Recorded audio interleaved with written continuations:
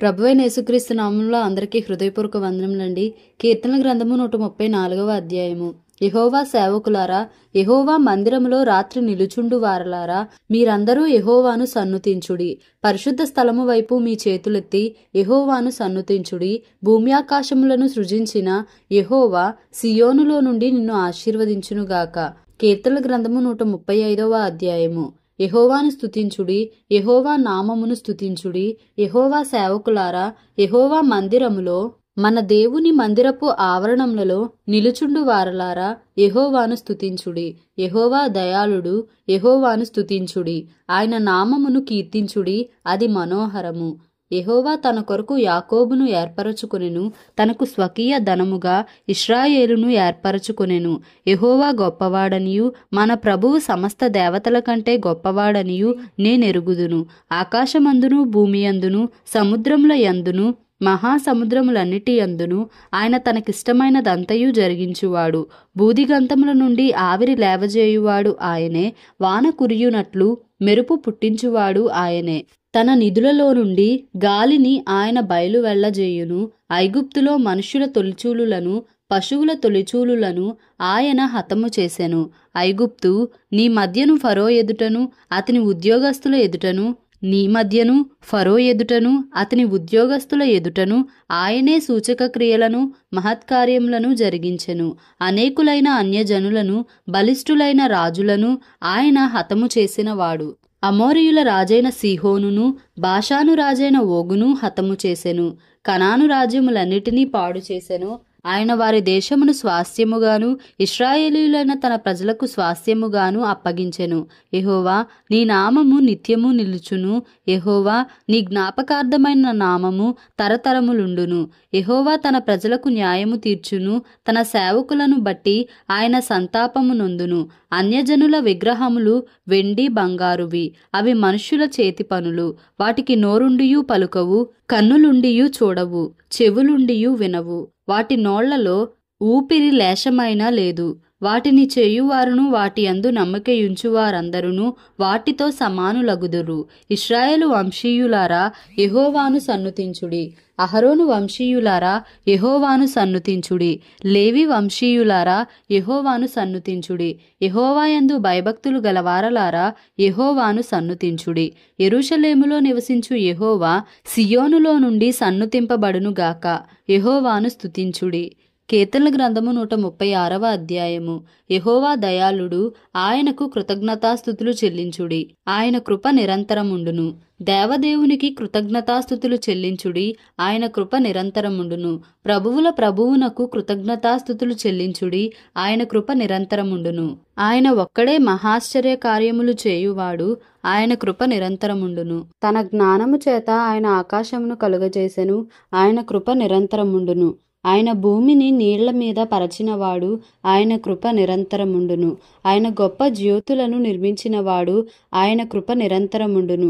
పగటి నేలుటకు ఆయన సూర్యుని చేసెను, ఆయన కృప నిరంతరముండును. రాత్రి నేలుటకు ఆయన చంద్రుని నక్షత్రములను చేసెను, ఆయన కృప నిరంతరముండును. ఐగుప్తు దేశపు తొలిచూలులను ఆయన హతము చేసెను, ఆయన కృప నిరంతరముండును. వారి మధ్య నుండి ఇశ్రాయేలీయులను ఆయన రప్పించెను, ఆయన కృప నిరంతరముండును. చేయి చాచి తన బాహుబలము చేత వారిని రప్పించెను, ఆయన కృప నిరంతరముండును. ఎర్ర సముద్రమును ఆయన పాయలుగా చీల్చెను, ఆయన కృప నిరంతరముండును. ఆయన ఇశ్రాయేలీయులను దాని నడుమ దాటిపోజేసెను, ఆయన కృప నిరంతరముండును. ఫరోను అతని సైన్యమును ఎర్ర సముద్రములో ఆయన ముంచివేసెను, ఆయన కృప నిరంతరముండును. అరణ్య మార్గమున ఆయన తన ప్రజలను తోడుకొని వచ్చెను, ఆయన కృప నిరంతరముండును. గొప్ప రాజులను ఆయన హతము చేసెను, ఆయన కృప నిరంతరముండును. ప్రసిద్ధి నొందిన రాజులను ఆయన హతము చేసెను, ఆయన కృప నిరంతరముండును. అమోరీయుల రాజైన సీహోనును ఆయన హతము చేసెను, ఆయన కృప నిరంతరముండును. బాషాను రాజైన ఓగును ఆయన హతము చేసెను, ఆయన కృప నిరంతరముండును. ఆయన వారి దేశమును మనకు స్వాస్థ్యముగా అప్పగించెను, ఆయన కృప నిరంతరముండును. తన సేవకుడైన ఇశ్రాయేలునకు దానిని స్వాస్థ్యముగా అప్పగించెను, ఆయన కృప నిరంతరముండును. మనము దీనదశలో నున్నప్పుడు ఆయన మనలను జ్ఞాపకము చేసుకొనెను, ఆయన కృప నిరంతరముండును. మన శత్రువుల చేతిలో నుండి మనలను విడిపించెను. ఆయన కృప నిరంతరముండును. సమస్త జీవులకును ఆయన ఆహారం ఇచ్చుచున్నాడు. ఆయన కృప నిరంతరముండును. ఆకాశమందుండు దేవునికి కృతజ్ఞతాస్తుతులు చెల్లించుడి. ఆయన కృప నిరంతరముండును. కీర్తనల గ్రంథము 137వ అధ్యాయము. బబులోను నదుల యొద్ద కూర్చుండియున్నప్పుడు మనము సియోనును జ్ఞాపకము చేసుకొని ఏడ్చుచుంటిమి. వాటి మధ్యనున్న నిరవంజి చెట్లకు మన సితారాలు తగిలించితిమి. అచ్చట మనలను చెరగొన్న వారు ఒక కీర్తన పాడుడి అనిరి. మనలను బాధించిన వారు సియోను కీర్తనలలో ఒక దానిని మాకు వినిపించుడి అని మన వలన ఉల్లాసము గోరిరి. అన్యుల దేశంలో యెహోవా కీర్తనలు మనమెట్లు పాడుదుము? యెరూషలేమా, నేను నిన్ను మరచిన ఎడల నా కుడిచేయి తన నేర్పు మరచునుగాక. నేను నిన్ను జ్ఞాపకము చేసి కొనని ఎడల నా ముఖ్య సంతోషము కంటే నేను యెరూషలేమును హెచ్చుగా ఎంచని ఎడల నా నాలుక నా అంగిటికి అంటుకొనుగాక. యెహోవా, ఎదోము జనులు చేసినది జ్ఞాపకము చేసుకొనుము. యెరూషలేము పాడైన దినమును జ్ఞాపకమునకు తెచ్చుకొనుము. దానిని నాశనము చేయుడి, సమూల ధ్వంసము చేయుడి అని వారు చాటిరి గదా.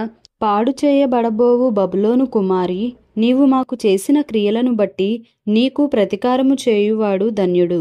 నీ పసిపిల్లలను పట్టుకొని వారిని బండకు వేసి కొట్టువాడు ధన్యుడు. కీర్తనల గ్రంథము 138వ అధ్యాయము.